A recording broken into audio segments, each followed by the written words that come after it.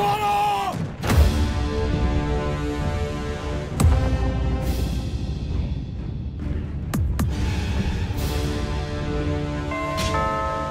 네, 지난주에 저희가 김한민 감독님의 이순신 장군 시리즈 10년사를 쭉 훑어봤는데요. 이번에는 이순신 장군 시리즈를 빛낸 주역들과 한국 영화의 신기록을 세운 해전씬에 대한 이야기를 해보려고 합니다. 근데 이건 뭔가요? 아예 이번에 놀랍게도 저희 방구석에 조공을 보내주신 분이 계세요. 안녕하세요. 저는 대주주 구독자입니다. 돌아와줘서 정말 감사합니다. 여전히 아직도 영화는 세상을 이해하고 삶을 재미있고 풍요롭게 하는데 가장 가까운 친구예요. 영화를 이야기해 주셔서 감사합니다. 여기 마지막 읽으셔야죠. 김한민 그림으로 적혀 있잖아요. 잠깐만, 성철이 형이 어디죠? 이건가? 영 감독님 머릿속이 너무 많은데요, 여기? 어떤 게 우리 병 감독님이시죠? 예, 입니다. 푹 떠서 먹어야겠다. 거의 통째로 맛있네. 아직 신에게는 12척의 배가 남아있사옵니다. 지금 우리에겐 압도적인 승리가 필요하다. 이 원수를 갚을 수만 있다면 한 몸 죽는다 한들 여한이 없을 것입니다. 새 영화에서 이순신을 맡은 배우들이 다 달라요. 이것 또한 제가 생각할 때는 한국 영화뿐만이 아니라 다른 나라 영화에서도 굉장히 시도해본 적 없는 그런 모습인 것 같아요. 이순신 장군이라는 인물이 역사 속에 실존했던 분이고 그 양반의 그 아우라가 있으시니까 거기에 맞게끔 캐스팅을 해도 우리나라 관객분들이 충분히 몰입해서 보실 수 있을 거라고 판단을 한 거죠.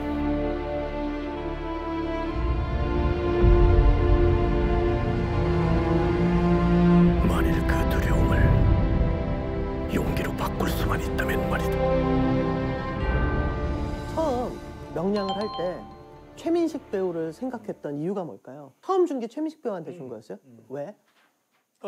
잘할 것 같으니까요. 그리고 그때 최민식 배우가 악마를 보았다 하고 그 다음에 범죄와 전쟁을 막 끝내고었을 때였어요, 촬영이. 그래서 뭔가 그런 식의 악역이나 그 다음에 안타고니스트 연기를 하신 분이면 오히려 이순신 장군 역에 더 신선하겠다라고 생각을 했죠. 그래서 어떻게 보면은 명량은 굉장히 뜨거운 영화, 맹렬하게 작은 군사와 배로 역전승을 하는 영화니까 더 힘있고 그리고 뭔가 투지로서 어떤 역전을 시켜내는 그런 용장의 모습을 좀 가져오면 좋겠다. 근데 최민식 배우님만한 사람이 없더라고요. 네, 그래서 당시에 이제 범죄의 전쟁 윤종빈 감독 통해 가지고 이제 의향을 물었고 시나리오보다는 그랬더니 일단 보고 싶다. 그래서 관심을 굉장히 강하게 표명을 하시더라고요.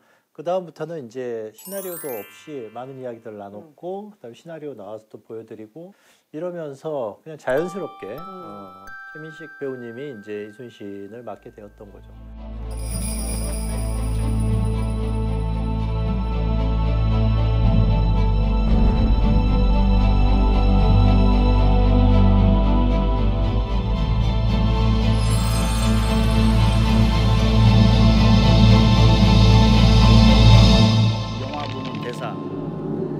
최민식.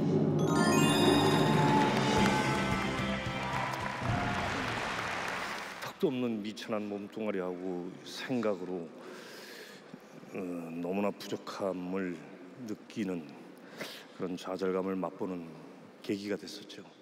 명량이라는 작품은 분명 저에게 뜻깊은 영화였던 건 분명한 것 같습니다. 명량을 하고 나서 자기를 다 쏟아부었으니 이제 끝냈으면 좋겠다는 말에 처음에는 약간 좀 섭섭하기도 했지만 그 말이 또 일리가 있다라고 생각을 했고 그랬을 것 같아. 최민식 배우 입장에서는 한상과 노량까지를 한다는 건 사실은 그 앞으로 한 7년 동안을 딴 걸 못해요. 이순신이라는 그 인물에서 나오시는 시간이 오히려 필요했을 것 같고 충분히 이해해요. 그러면 이참에 그냥 각 회전마다 배우들을 좀 바꿔간다.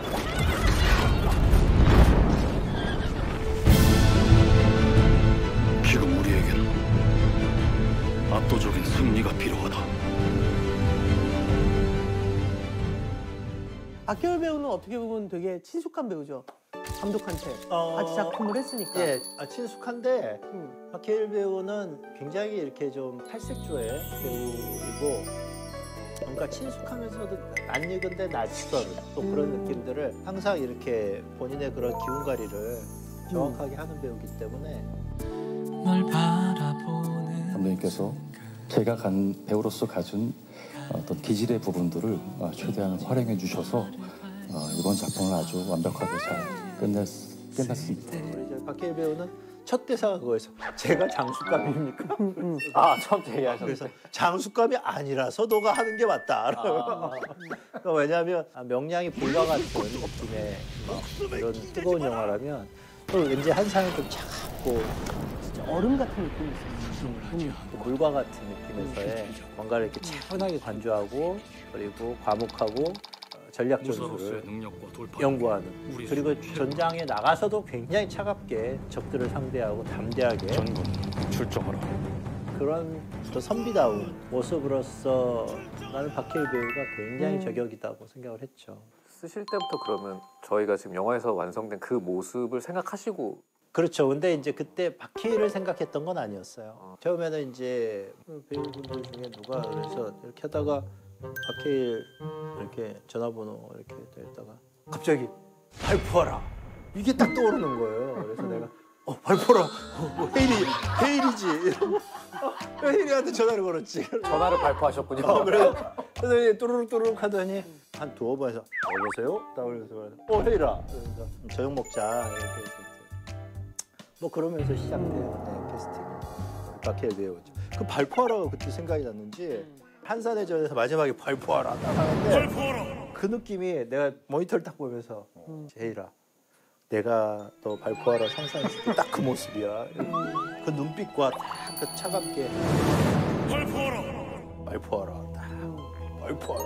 진짜 소리를 거의 지르지 않잖아요. 그렇죠. 끝까지. 끝까지 그 발표하라조차도. 놈들을 열도 끝까지라도 쫓아서 기어이 완전한 항복을 받아내어야 한다. 이제는 엔딩을 알고 있는 배우. 네. 마지막을 준비하는 이순신이어야 되잖아. 김윤석 배우님을 이렇게 보면은 그 막 황해에서의 막 그래서 막 뼈다구 들고 햇볕다기로. 또 있지만 눈빛이 어떤 역할을 하든 굉장히 이렇게 하소연하는 듯한 눈빛이 있거든요. 이게 좀 비장해 보일 수도 있고 이순신의 어떻게 보면 용장과 지장의 모습을 다 가지고 남해도 노량에서 적들을 맞이할 것이요. 이순신이 마지막에 던지는 우리 후대를 생각하는 지점에서의 현명한 모습까지 보여주는 현장의 모습으로서요. 이순신을 잘 그릴 수 있겠다 싶어서 김윤석 배우님한테 이제 제안을 했던 거죠. 근데 사실 김윤석 배우 캐스팅한 거는 궁금하지도 않아. 왜요? 나래도 김윤석 배우 됐을 것 같아. 이렇게 우리가 모차르트의 레퀴엠 장송곡이라는 그 음악이 있듯이 왠지 이건 이순신 장군의 어떤 레퀴엠적인 느낌의 영화로 완성되면 좋겠다라고 이제 유석 선배한테 윤석 배우님한테 던졌죠. 이미 승리한 전쟁입니다. 하나같이 전쟁이 훌륭 받아들이지만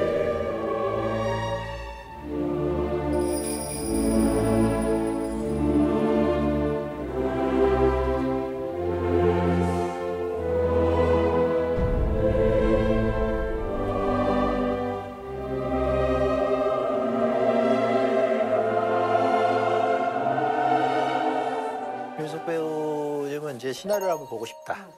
그리고 이제 시나리오를 읽고 나서 그 레퀴엠이란 말이 굉장히 자기한테 인상적으로 들렸고 그 장군의 죽음과 관련해서 이 시나리오가 참 탁월하게 잘 쓰여진 것 같다. 이러시면서 이제 캐스팅이 됐죠. 한 인물을 배우를 바꾸어가면서 그 역할을 하는 우리 위인들은 많지는 않습니다. 전체를 아우르는 모습을 그려야 되겠다라는 생각을 했고 정말 훌륭한 군인이셨다. 거기에 가장 초점을 맞추었습니다. 여기 포스터에도 있지만 세 배우를 이렇게 보면 뭔가 다른 배우들인데도 또 같은 결이 있어요. 묘하게. 그 느낌에서 세 배우님이 참 절묘했다. 그리고 이 3부작 말고 4부작을 한다 했을 때 다른 배우가 있겠나 생각해보면 별로 떠오르지가 않아요. 이런 지점에서는 굉장히 전생에 나라를 구했는지 이런 배우복을 주셔가지고 나라까지는 못 구했겠지. 그러니까 뭐 어디 그냥 병 감독님 구해드려.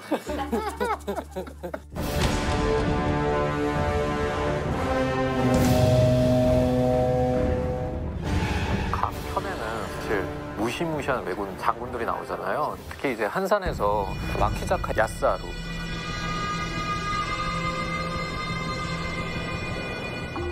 굉장히 인상적이었는데 실제로도 사실 영화에서 그려졌던 모습처럼 만만치 않은 인물이었겠죠. 그 사람. 그러니까 와키 작가는 만만치 않아. 한산에만 나온 게 아니라 사실 명량에도 나오죠. 네, 명량이 조진웅 배우가 명량에서 명량에서는 했었고, 조진웅 배우가 있죠. 한산에서 변유한 배우가 했고, 그러니까 같은 소속사네요? 네. 의도적인 건가요? 네. 농담이에요? 네. 아니 소속사 대표하고 친해요. 이 소속사 대표가 한산 캐스팅할 때 아니 그럼 박해일 배우가 이순신을 했으면 그 적장은 누가 하죠? 우리 진웅이는 그럼 안 될 것 같고 뭐 안 되면 뭐 일본 배우라도 데려오지 뭐 그랬더니 그러면 안 되는데 머리감이 깨지는데 하면서 옆에서 이 배우가 좋을 것 같아 이 배우가 좋을 것 같아. 근데 그 중에 딱 변요한이 나이가 좀 어려서 그래서 요한이 요즘 뭐 하나? 난 요한이 괜찮은 것 같아. 너무 잘 어울리겠어요. 그래서 요한이가 좀 이것만 하면서 외장 역할을 한다고요? 상상이 잘 안 되는데 나는 상상이 되거든. 그 저기 뭐야 요한이 좀 만나자고 해봐. 이 작가야 어디서 좀 만나자고. 외군이니까. 와키 작가니까 하긴 이 작가야에서. 한정식집에서 만나면 좀 그렇잖아. 외군인데. 근데 이게 되게 재밌는 게 한산의 와키 작가는 승승장구 중이에요. 그러니까 이를테면 거의 네. 패배가 없는 듯한 느낌이잖아요. 용인전투에서 그랬죠. 압도적인 승리를 거뒀고 기세가 뭐 이만큼 올라가 있어요. 그리고 이제 배를 타고 이순신과 적대를 해야 돼. 이순신 혼징어 다다크쇼전 그런 상태고 근데 명량은 그 한산으로 인해서 한번 죽을 뻔했어. 그죠. 이순신과 게시자마쿠비타 나라는 하이트 되르소 그러고 이제 복수전을 해야 돼. 거기엔 진짜 또 조진웅 배우가 너무 어울려. 무엇이바로 그 요소 미루고도 니다ぞ그러니까 한번 부침이 있어 보이잖아. 그래서 우리가 명량을 먼저 보고 한산을 그 다음에 봤기 때문에 더 재밌는 것 같아. 명량에서 저 배우가 왜 이렇게 이순신을 두려워하는지.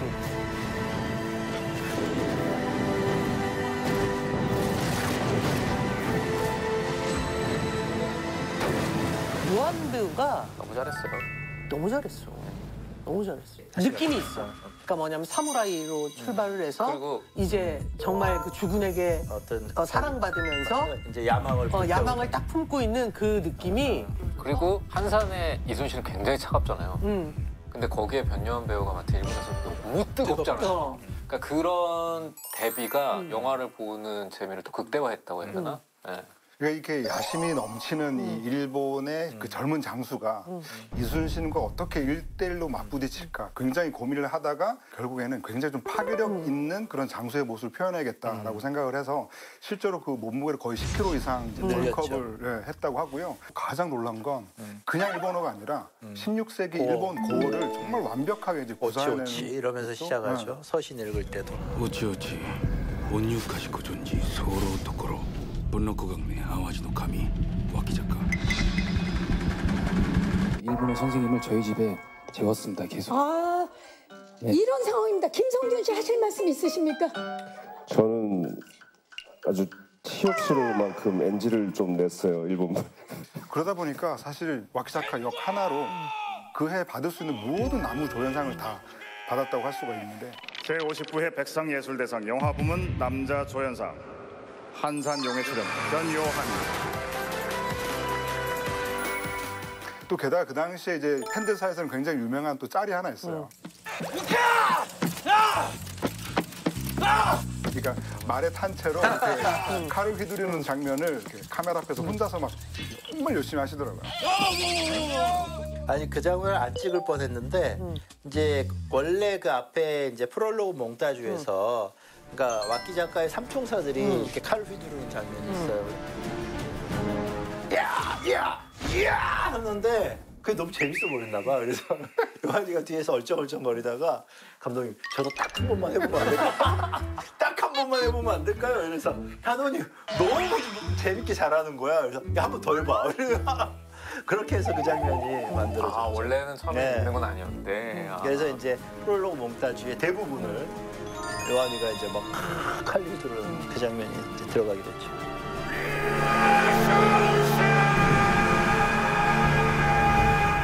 유승용 배우가 연기한 이 구루시마 있죠. 구루시마. 구루시마. 문제가 근데 진짜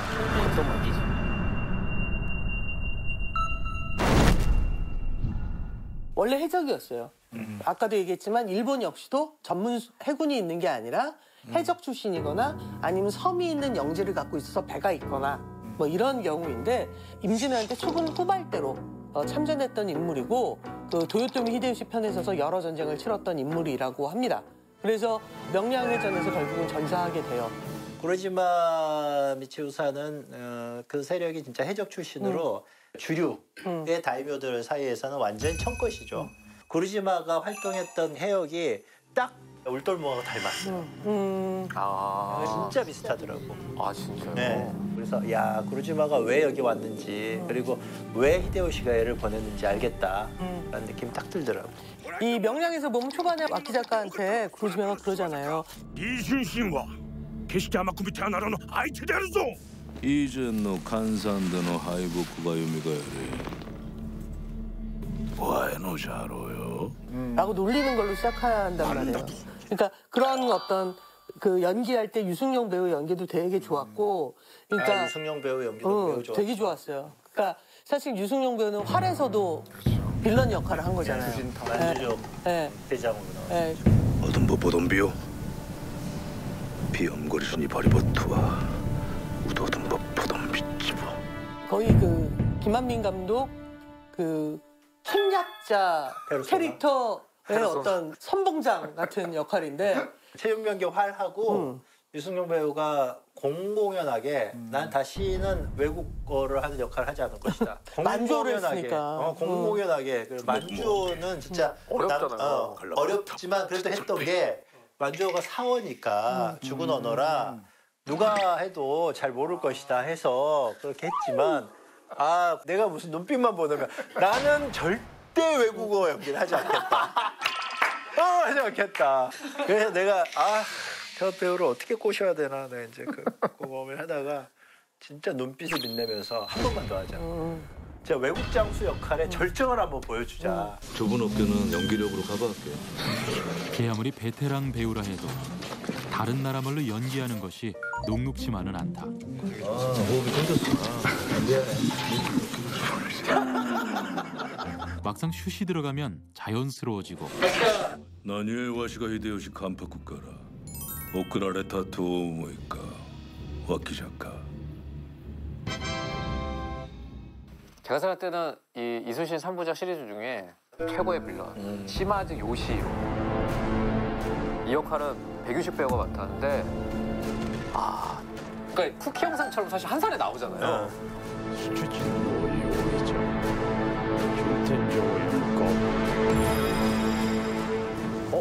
백윤식 선배님이 꼭 다음 영화에 나왔으면 좋겠다라고 생각하고 이번에 노량을 보는데 등장할 때부터 너무 흡입력이 세더라고요. 네. 이순신이라는 사람은 우리의 힘으로 전쟁을 끝내서 이들을 항복시켜야 한다가 목표잖아요. 시마즈 요시히로는 절대로 항복하지 않은 채 온전하게 일본으로 돌아가야 한다라고 결심한 사람인 거예요. 그렇지. 그리고 마침 시마즈 요시히로는 사천에서 누구나 일본이 여기서 패배하고 끝날 거라고 생각하던 전투에서 승리를 했어요. 그 정도로 이제 잘 버티고 있는 이 장군인 거예요. 근데 그리고 칠천량해전에서 원균 조선함대를 철저히 괴멸시켰던 장본인이 시마즈 요시히로. 그래서 한산과 다르게 거북선에 대해서도 두려움이 없고 이순신에 대해서도 두렵긴 하지만 붙어볼만 하다고 믿었고 그래서 백윤식 배우님이 인물에 대한 공부를 정말 열심히 했다는 얘기를 들었어요. 알아야 될 그 뭐 역사적인 그 기록이라든지 이런 거를 알아보고 연구도 해보고 이 배우로서의 인생 또 작품의 기록이 될 것 같다. 백윤식이라는 배우가 시마즈를 하지 않는다면 나는 그냥 일본에서 일본 배우를 데려오리라 이렇게 생각을 했었죠. 근데 다행히 하시더라고. 그래서 이제 너무 좋았죠. 그러니까 이게 이제 희다, 이게 백자, 이상하게 이게 화이트를 연상시키거든요. 그런데 또 이 성이 백지야. 그래서 내가 백유익 선생님을 이렇게 속된 말로 꼬실 때 의상부터 그냥 화이트로 가시죠. 그냥 화이트백. 선생님, 심하지 삼아 이러면서 김 감독 좀 생각해 보지. 근데 일본어를 좀 해야 되나? 일본어를 내가 그때 그 사람들한테 몇 마디 했었지.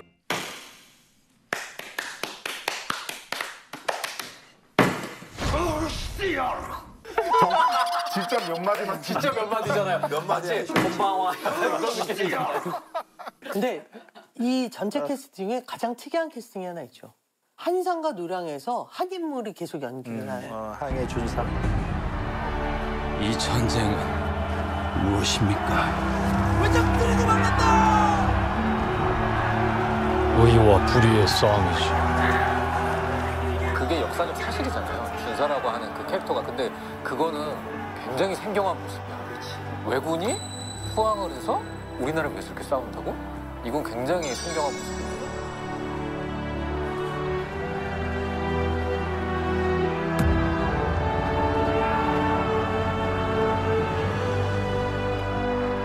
명량을 이순신 장군이 2번 기록을 하세요. 근데 거기에 보면 둘 다 준사라는 인물이 등장하고 거기에서 저자가 마다시다. 마다시라는 건 이제 구루지마를 이야기하는 거죠. 그 구루지마 죽은 시체를 건져내는 장본인이 준사예요. 그러니까 이제 그때 이미 항해였던 거죠. 항해였고 그런 인물을 그 뒷기록은 없어. 없지만 그 준사를 계속 좀 잘 활용하면 좋겠다. 난 항해다! 황해가 뭐다요? 우리 의병들처럼 불의의 거에 우리 쪽에 투항해서 싸우는 왜군이 있다고 들었다. 한상과 노량, 어떻게 보면 가장 시간이 오래 떨어져 있는 거기서 준사 역할을 김성규 배우가 연결해서 했어요. 이유가 있을까요? 같이 가도 된다고 판단을 했어요. 왜냐하면 한산에서 을을 쫓아서 이순신 장군에게 투항했고 그 인물이 을을 쫓아서 마지막에 이순신 장군과 이 대의를 위해서 이제 죽는 역할로 그 역할이 한 인물이 갔으면 좋겠다. 한 배우가 갔으면 좋겠다. 그래도 전혀 이순신이 바뀐다 한들 준사는 튀지 않을 것 같은 느낌이 들더라고. 전쟁의 의미에 대해서 고민하던 인물이었고 또 전투에 대한 신념을 갖고 선택을 했다라면 대략에서는 조금 더 깊어지고 좀 단단해진 준사의 모습을 보실 수 있지 않을까. 대체 이 전쟁은 무엇입니까? 의와 불의의 싸움이지. 나라와 나라의 싸움이 아니고 말입니까? 그렇다. 부디 나를 거두어 주소서.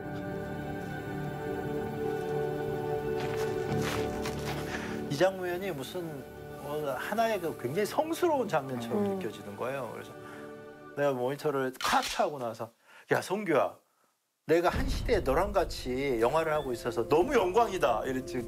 우리 혜인이가 막 당황하는 거야. 나한테는 저런 이야기 해준 적이 없는데. 물론 우리 박혜도 너무나 연기파고 너무 멋진 배우지만 성규가 그날따라 너무 빛이 나는 거예요. 대가리는 이렇게 밀었는데 또 쏘리 이게 변발을 했는데 그래서 내가 이야기했지. 너 노량에도 출연해야 된다? 근데 그날 답을 안 하더라고. 그랬더니 나중에 이제 그때는 자기가 연기에 몰입하고 연기 자체가 너무 이제 힘들다 보니까 대답을 제대로 못했던 거고 나중에 이제 할게요 그러면서. 그리고 이 영화에는 그 이순신 장군을 보자 하는 충신들이 굉장히 많이 등장하는데 그 김하민 감독의 이 3부작이 우리한테 하나 또 준 고마운 선물이 우리는 이순신의 삶을 보고 그래. 아 맞아. 근데 이를테면 거북선을 실제 설계한 나대용이라든가 이혁기 장군이라든가 이런 그 사람들을 되게 가깝게 느끼게 만들어준 것? 저는 특히 한산에서 안성균 배우가 연기한 어영담. 이 어영담이라는 실존 인물은 이미 임진왜란 당시에 환갑에 가까운 고령의 나이였고 이순신과 직급이 같은 현감의 자리에서도 이순신의 명을 제대로 수행해내는. 근데 그게 안성기 배우가 한 것도 너무 어울려. 아 그럼. 어떤 날은 선배님한테 이순신을 그냥 맡길까? 이 생각도 한 적이 있어요. 근데 아니야 46살에 이순신은 아닌 것 같은 거예요. 근데 그만큼 많은 그 가마력도 있으셨고 또 이야기에 대해서 굉장히 교감하시고 관심도 많으셨고. 그러면은 감독님 보셨을 때 그 어영담의 장면 중에 개인적으로 가장 만족스러운 씬은 어떤 게? 제가 대신 가겠습니다. 향도가 한번 유인해보지. 제가 가겠습니다. 청컨대 허락해 주소서. 이놈들도 이제 이순신 수하가 다 되었구나. 할아버지 이순신 수하가 다 되었구나. 원균 역할도 우리 손현주 배우님이 너무 그 악동스럽게. 자네 날 바보 천치로 하나 7척의 우스군 배우들이 치라니. 난 이 무모한 작전에서 빠지겠네. 너무 화가 치밀어 오르잖아요. 근데 이렇게 원균을 손현주 배우를 시키고 원균을 좋아했던 거 아니야? 아니 그게 아니라 나는 손 선배님이 이렇게 보면은 뭔가 그런 원균스러운 느낌이 있었어요. 그래서 그래서 진짜 평소에 사석에서 칭찬이야? 칭찬 아닌 것 같은데? 바다 위에서 난 참여하지 않겠네. 그러니까 저도 그 느낌이 어떤 느낌이었냐면 사람이 나쁘다기보다 와, 이 상황에서도 삐지는구나라는 느낌이었어요. 저는 뭔가 근데 그런 걸 너무 잘 표현해 주셨어요. 근데 반면에 이제 한산에 나온 출연진 중에 이제 나대용 역할을 했던 박지환 배우는 딱 등장하자마자 배 한 10척은 이미 만든 느낌의 이미지가 딱 있더라고. 원래 그전 이미지는 그 10척을 태울 것 같은 이미지였잖아요. 그렇지. 왜냐면 범죄도시 뭐 또 저기 뭐야 봉오동 전투에서도 외군 쪽에 뭔가 그런. 근데 잘했어요. 네, 박지환이. 그러니까 정말 그 미친 발명관 같잖아. 그리고 마지막에 그 막 손으로 때려 박으면서 이순신을 마지막까지 쫙 어서 쏘십시오. 막 일그러지면서 막 불타는 그 거북선 안에서 막 외치는 그 장면. 그래서 내가 그 장면 딱 찍고 나서 지환아, 넌 나대용을 제대로 해낸 것 같다. 기분 진짜 좋았겠다. 라고 또 화장품 광고를 찍더라고. 아니 나는 지환이가 화장품 광고를 찍는다는 건 생각을 할 수가 없어. 이런 일은 내가 전문가입니다. 난 깜짝 놀랐다니까요.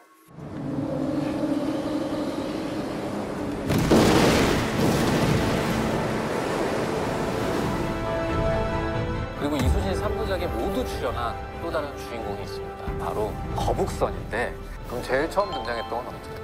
실제로? 그러니까 이제 난중일기 기록, 그 임진일기에 음력 4월 12일 총통 실험을 했다. 그때 이제 기록이 있고, 그다음 첫 실전 투입이 이제 사천해전 때.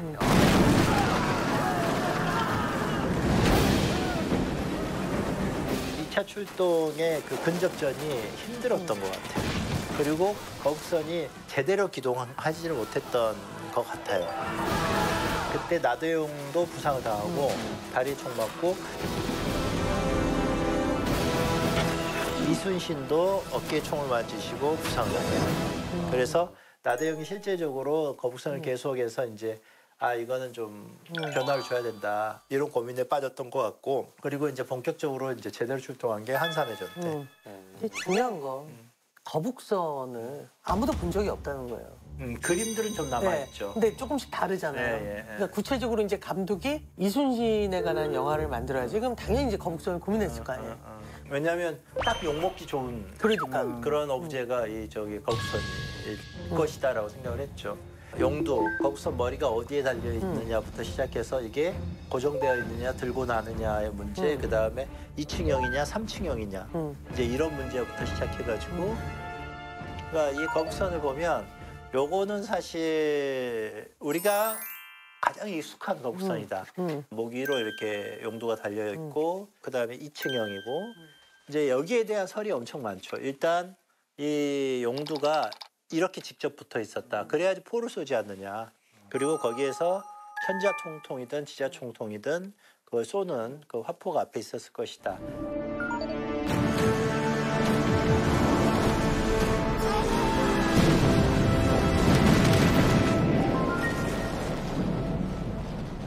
그리고 이 용두가 있으면 여기 지금 여기 떨어져 없는데 여기 충파 돌기가 있어요.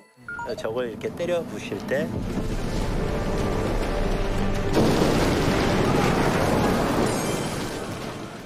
그러면 이 용두가 역할이 굉장히 애매해지잖아요. 그래서 이거를 안으로 들이고 충파하고 다시 내밀고 했을 것이다. 이런 부분에서는 이제 저는 좀 가능성을 높게 두는 것이고.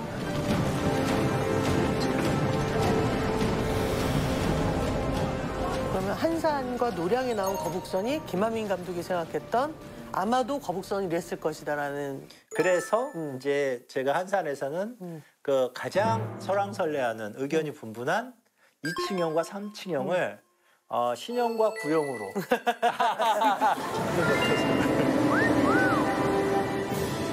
이제 그렇게 하니까 뭐 의견이 그렇게 분분하지는 않더라고요. 그래서 이제 그렇게 창조했고 배너 같은 데서 서양 배들을 보면은 그냥 앉아서 막 젓잖아요. 이거는 진짜 다이렉트하게 그 힘만 줘서 효율성이 매우 떨어지는 돛이고 조선의 이 노도 보면은 이게 이제 서서 젓는 이제 지그재그형으로 팔자로 젓는 돛인데 그렇게 하면 훨씬 더 힘을 덜 들이면서도 더 효율적으로 운행을 할 수가 있죠.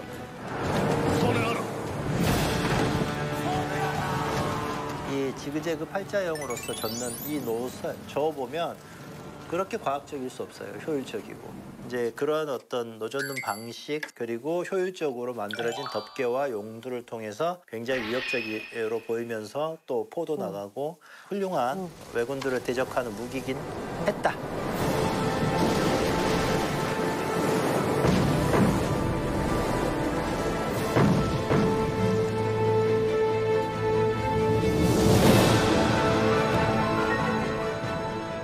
이 세 편의 영화를 보면 정말 우리나라 촬영과 CG 기술이 어마어마하게 발전을 했구나라고 많이 느끼게 돼요. 그리고 특히 명량은 무려 10년 전 영화입니다. 근데 지금 다시 봐도 요즘 영화라고 해도 사실은 믿을 정도의 수준이거든요. 그래서 사실은 이거를 어떻게 촬영하게 된 건지 정말 궁금해요.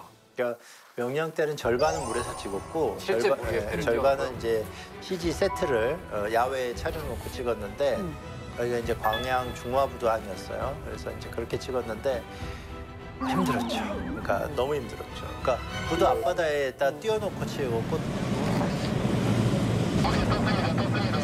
또 부두에서는 따로 이제 그 컨테이너 박스를 세워놓고 거기를 다 이제 그린 크로마키를 쳐가지고 찍고 이랬는데 바다 위에서 찍는 촬영이라는 것은 너무 변수가 많아요. 너무 위험하고. 부두라고 해서 자연환경에 그 영향을 안 받는 게 아니니까. 그렇죠. 그러니까 명량은 정말 기적같이 완성한 작품이고 한산과 노량을 찍는다면 절대 이렇게 찍으면 안 되겠다. 그러면서 이제 적극적으로 이제 이걸 찍으려고 했죠. 근데 문제는 공간이 없네. 이 배를 수용할 수 있는 공간들을 찾기가 너무 힘들었어요. 그거를 이제 2018년에 평창 동계올림픽 400m 스피드 스케이트장 거기를 이제 대여해가지고 거기를 거의 1년 이상 이제 완전히 VFX CG 세트로 만들어서 이제 찍을 수가 있었죠. 아니 그러면 배 울렁거림이나 이런 거는 명량 이후에는 이제 바다에서 찍거나 그런 게 아니잖아요. 네, 제작품은. 그렇죠. 네. 그런 건 그러면 어떻게 하신 거예요? 마찬가지 짐벌에는 올린 거 아니에요? 네, 맞아요. 짐벌에도 올렸고 아마 대한민국에서 처음으로 제일 긴 30m짜리 배를 올릴 수 있는 그리고 150명의 인원이 올라가서 작업을 할 수 있는 초대형 짐불 장치를 만들었었고 그런 데서 찍는 건 우리 촬영 감독님의 특기가 울렁이게 좀 찍읍시다 그러면 울렁.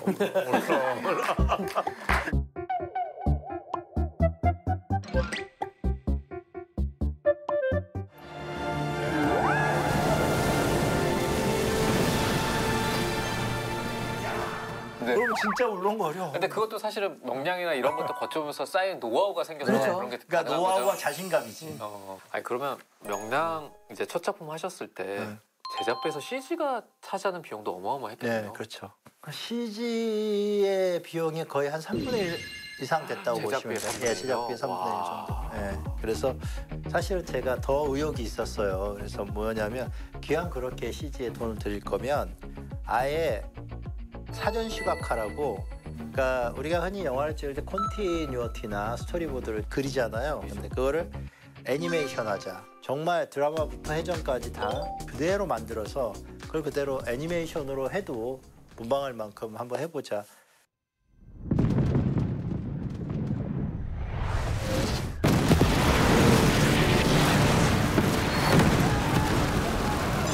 더 나아가서 버추얼 프로덕션 작업을 해보자. 향후 제작품에 버추얼 프로덕션으로 완성하는 영화를 꼭 한 편 보여드릴게요. 감독이 현장에서 많이 움직이지 않고 한 군데서 찍고 싶어서 그러는 거 아니에요? 어떻게 하셨지? 아니 이제 막 춥고 배고프고 이게 싫어.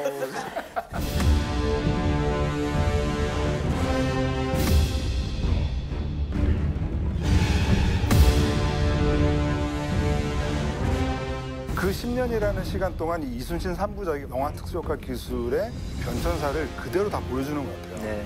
그런 점에서 10년 전 명량을 찍을 때는 정말 감히 상상할 수도 없는 기술이었는데 이번에 노량에서는 어떤 게 좀 가능해졌다 이렇게 얘기할 수 있는 게 좀 있어요. 그 첫 번째 아예 조명도 데일라이트하고 나이트라이트를 그러니까 낮 조명하고 밤 조명을 1분 안에 바꿀 수 있게 됐어요. 예전엔 다 이제 할로겐도 그 켈빈에 따라서 데이 조명과 나이트 조명 계속 바꿔 가야 되잖아요.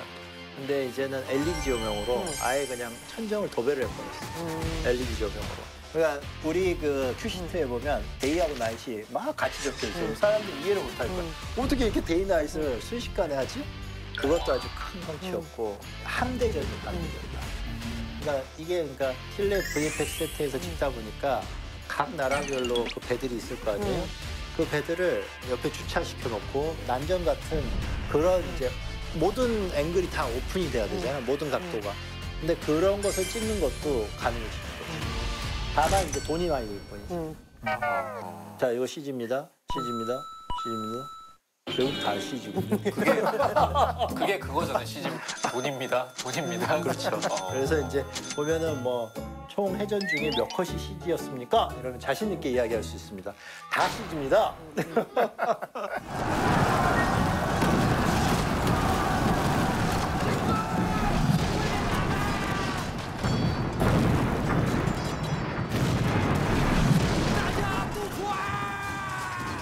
노량에서 그 마지막에 아시아 왕카페 있잖아요. 그건 정말 백미였던 것 같거든요. 그러니까 명량 때도 롱테이크가 있어요. 근데 그거는 판옥선 안에서만. 그치. 그거를 그때 성취하는 것도 엄청나게 큰 성취였어. 근데 이제는 배를 뛰어다니면서 막 다 훑잖아요. 막 외선 갔다가 그 명나라 선박 갔다가 갑자기 다시 판옥선으로 왔다가 게다가 또 조명을 이제 막 해가 떠오르는 그걸로 싹 바뀌는 조명까지. 그걸 찍으면서 제가 그 생각을 했죠. 3부작을 성실하게 찍다 보니 여기까지 오는구나. 그래서 전쟁의 어떤 스케일과 그 이순신의 어떤 드라마, 이순신의 어떤 정서를 어떻게든 놓치고 싶지 않았어요. 그래서 딱 그 장면을 완성했을 때 약간 좀 전율이 있었어요.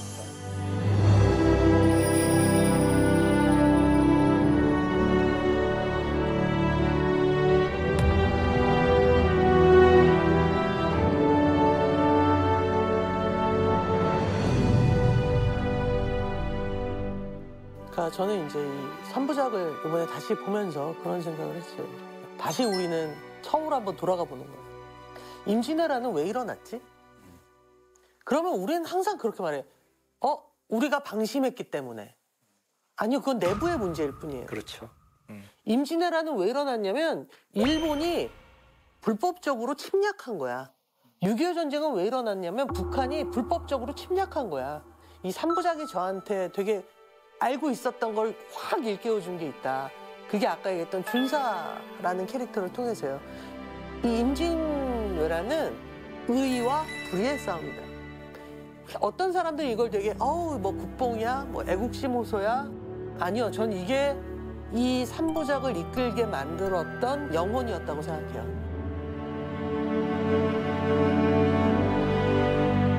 그래서 이 영화를 아직 못 보신 분들이 꼭 보셔서 근세의 전쟁이 얼마나 참혹한가와 함께 그 나라를 지키기 위해서 얼마나 많은 사람이 애썼나? 그래서 나 되게 유치하다고 생각했던 명량의 그 대사 있잖아. 나중에 우리 후손아그들이 우리가 이러고 개고생한 걸 알까? 아따 모르면 참말로 호러 자식들이지. 근데 그게 이제 와서 막 알겠는 이제 거야. 와서, 이제 와서. 이거를 우리 변영주 감독님이 이런 이야기를 하시다니. 나는 이제 박수를 칠 수밖에. 가장 유치하게 생각하고 그런 걸 넣어가지고 괜히 뭐 국뽕이다 소리 듣고 그러는 거 아니야. 이랬던 분이 감격된. 그래서 저는 비극은 쿨하고 드라이하게 본다고 해서 진실을 향해 가는 것이 아니다. 때론 명량처럼 뜨거워지고 때론 한산처럼 차가워져야지 그 진실을 향해 갈 수 있다는 걸 노량을 보고 깨달은 것 같아서 그동안 별로 친하지도 않았던 김한민 감독을 되게 좋아하는 감독 중에 한 명으로 만들어버린 영화가 저한테 노량이었답니다. 네. 감사합니다. 진짜 제가 무슨 전생에 어떤 복과 운이 있었는지 이렇게 3부작을 이렇게 관심과 이렇게 사랑을 받으면서 이렇게 완성할 수 있어서 정말 다행이다라는 생각이 맨 먼저 들고, 이순신 장군이 우리에게 던져주는 매우 중요한 것은 전쟁은 자기 안에서 이루어져서는 안 된다. 앞으로는 우리의 역사에 있어서 우리나라, 우리 산천이 전쟁터가 되는 일은 절대 없어야겠다. 이순신 장군이 또 우리에게 던져주는 중요한 과제이자 대의이기도 하다. 이순신 장군은 본인의 죽음으로써 그렇게 우리에게 말하려고 했던 것이 그런 것들이 아닌가, 이 생각을 다시 한번 합니다. 이 원수를 갚을 수만 있다면 한 몸 죽는다 한들 여한이 없을 것입니다.